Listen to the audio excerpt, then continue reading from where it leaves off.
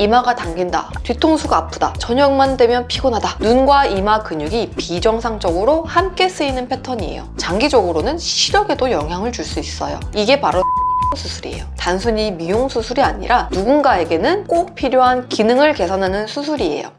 안녕하세요, 중년 여러분. 혹시 이런 생각 해보신 적 있으세요? 눈꺼풀이 힘없이 늘어져서 눈 뜨는 게 힘이 들고 그 늘어진 눈두덩이 살 집어 올리면 시원하시고, 아마 그렇다면 상안검 수술이 필요한 건 아닐지 고민하실 시간이에요. 우리 눈꺼풀은 하루에도 수천, 수만 번 떴다 감았다 하며 역동적으로 움직여요. 그러다 보니 노화로 쉽게 처지고 늘어지기 쉽죠. 또한 눈 뜨는 근육도 노화에 따라 점차 근육이 약해져요. 오늘은 우리의 눈꺼풀이 노화로 어떻게 변해가는지, 이로 인해 어떤 일들이 생기는지, 그리고 처짐으로 생긴 불편한 증상을 완화할 수 있는 방법까지 하나씩 이야기해 보려고 해요. 영상을 끝까지 보시면 많은 도움 되실 거예요. 상안검 수술이란 뭘까요? 많은 분들이 상안검 수술을 예뻐지기 위한 수술이라 생각해서 난 필요 없어 라고 생각하세요. 불편하긴 해도 노화는 자연스러운 변화라고 생각하기도 하죠. 흔히들 예뻐지기 위해서 하는 미용적인 수술이라고 생각하지만 기능적 개선의 부분이 좀 더 많아요. 겉으로 보기에는 비슷해 보이지만 상안검 수술과 쌍꺼풀 수술은 완전히 다른 목적을 가진 수술이에요. 쌍꺼풀 수술은 말 그대로 쌍꺼풀에 선을 만들어서 쌍꺼풀을 만드는 미용 목적이 큰 수술이에요. 반면 상안검 수술은 처진 피부와 근육을 교정해서 시야를 밝히고 눈 뜨는 기능을 회복시키는 기능 수술이에요. 즉 기능적인 목적이 훨씬 강하죠. 조금 더 쉽게 예를 들어 볼게요. 젊은 분들은 피부가 탄탄해서 선만 만들어도 예쁜 라인을 만들 수 있죠. 이건 단순 쌍꺼풀 수술이에요. 그런데 노화로 피부가 늘어지고 눈 뜨는 힘이 약해진 중년 이상에서는 피부 절제량이 많아지고 눈 뜨는 근육을 함께 조정해야 해요. 이게 바로 상안검 수술이에요. 상안검 수술에서 쌍꺼풀을 꼭 만들어야만 하는 건 아니에요. 만들 수도 있고 안 만들 수도 있는데요. 절개 부위 피부를 뒤쪽과 유착시키지 않으면 쌍꺼풀을 만들지 않고도 늘어진 피부만 절제할 수 있어서 쌍꺼풀이 어색한 분들에게는 이런 방법이 좋아요. 눈꺼풀 피부나 눈꺼풀이 처져서 불편한 증상들이 있는지 체크해야 합니다. 다음 중 하나라도 해당된다면 상안검 수술이 필요할 가능성이 높아요. 첫 번째, 눈꺼풀 처짐으로 시야가 가려지는 경우. 거울을 봤을 때 눈꺼풀이 동공을 덮어서 사물을 볼 때 답답하고 고개를 이렇게 들어야 좀 보이고 하시는 분들 계시죠? 이건 실제로 시야가 물리적으로 눈두덩이에 가려진 상태라는 거예요. 특히 이런 경우에는 약해진 눈꺼풀을 보완하기 위해서 이마에 힘을 줘서 눈썹을 들어 올리는 습관이 생겨요. 이마로 눈썹을 한껏 들어 올리다 보니 이마에는 주름이 깊어지고, 심해지면 이 이마 근육이 과도하게 긴장해서 이마나 뒤통수가 자주 뻐근해지기도 해요. 이걸 긴장성 두통이라고 하죠. 이런 분들은 대부분 하루 종일 눈이 무겁다, 눈을 뜨면 이마가 당긴다, 뒤통수가 아프다, 저녁만 되면 피곤하다 라는 말을 하시죠. 두 번째, 눈가 피부가 접혀서 가장자리가 짓무르거나 쓰리는 자극 증상이 생기는 경우예요.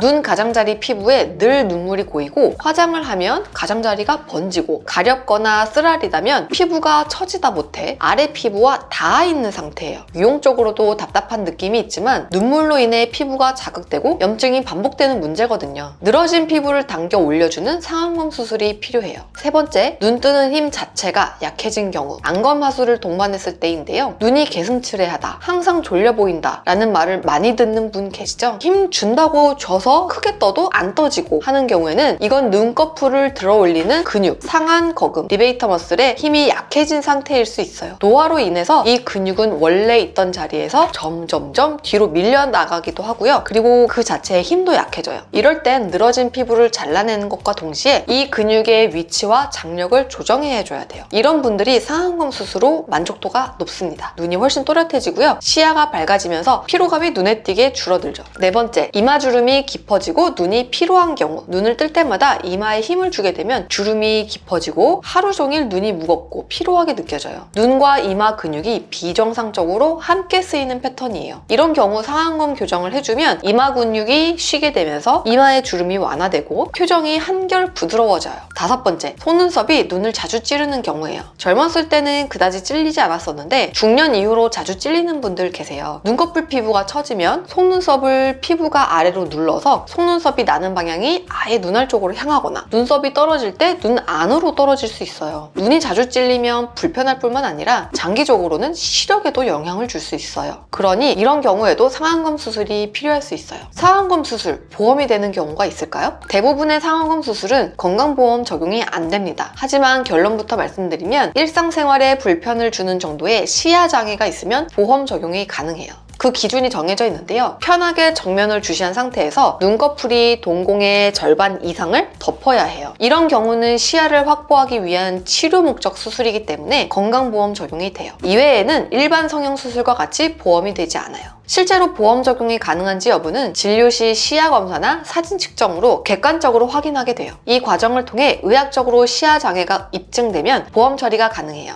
상안검 수술 방법과 회복 과정. 먼저 수술은 10분 정도의 짧은 수면 마취로 시작해서 잠들어 계실 때 국소 마취를 진행해요. 수술 중 통증은 거의 없고 총 1시간 내외로 걸려요. 수술 전에는 개인의 눈 모양과 처진 정도에 따라 절제 범위와 피부 절제량을 디자인해요. 이 디자인 과정이 가장 중요해요. 너무 많이 잘라내면 라인이 두껍고 인상이 사나워지는데 너무 적게 절제하면 효과가 부족하거든요. 그래서 자연스럽지만 효과적인 상안검 수술을 위해서 보통은 속눈썹에서 멀지 않은 곳에 절개를 하고 늘어진 피부를 적절히 제거하고 필요한 경우에는 눈을 들어 올리는 근육, 상안 거근의 위치를 조정해서 눈 뜨는 힘을 회복시켜줍니다. 경우에 따라서는 눈꺼풀뿐만 아니라 눈썹 아래나 위 피부까지 함께 절제하는 경우도 있어요. 눈썹이 함께 내려온 분들에게 필요한 방식이죠. 수술이 끝나고 나면 이후부터 조금씩 화끈거리는 느낌이 있고 수술 당일 저녁과 그 다음날 오전 정도의 통증이 느껴질 거예요. 그리고 그 다음부터는 그다지 통증이 크지 않아요. 회복 과정을 요약하자면 일단 수술하고 나서 2에서 3일차에 가장 많이 붓습니다. 2에서 3일차까지 붓기가 부어가기 때문에 그때까지 좀 불편함을 느끼고 3일에서 일주일 사이에는 붓기가 천천히 빠지기 시작해서 점차 편해지게 됩니다. 보통 1에서 2주 정도면 일상생활 복귀가 가능하고 2에서 3개월 정도가 지나면 흉터와 붓기가 자연스럽게 정리돼서 자연스러워져요. 눈은 우리 몸에서도 그중에 얼굴에서도 혈류가 가장 풍부한 부위이기 때문에 회복이 빠르고 감염 위험도 낮은 편이에요. 그래서 대부분의 환자분들이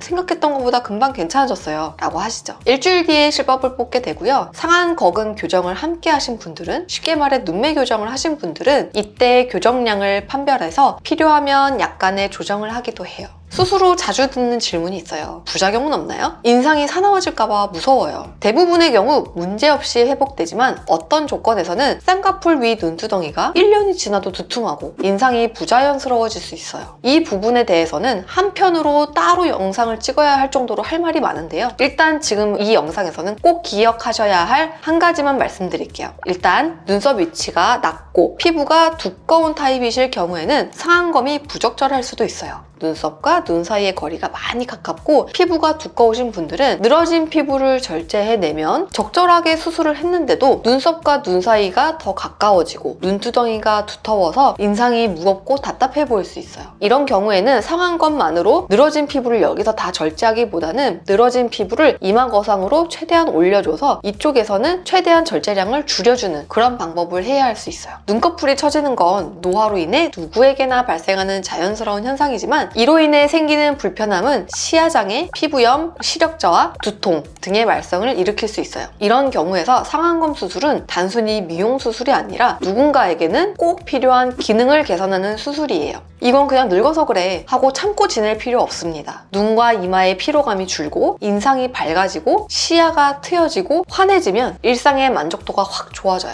삶의 QOL이 높아진달까요? 오늘 말씀드렸던 내용이 눈이 피로하거나 처짐으로 인해서 고민하셨던 분들께 도움이 되셨으면 좋겠고요. 저는 다음에 더 좋은 영상으로 찾아뵙겠습니다. 지금까지 성형외과 전문의 이수연이었습니다. 감사합니다.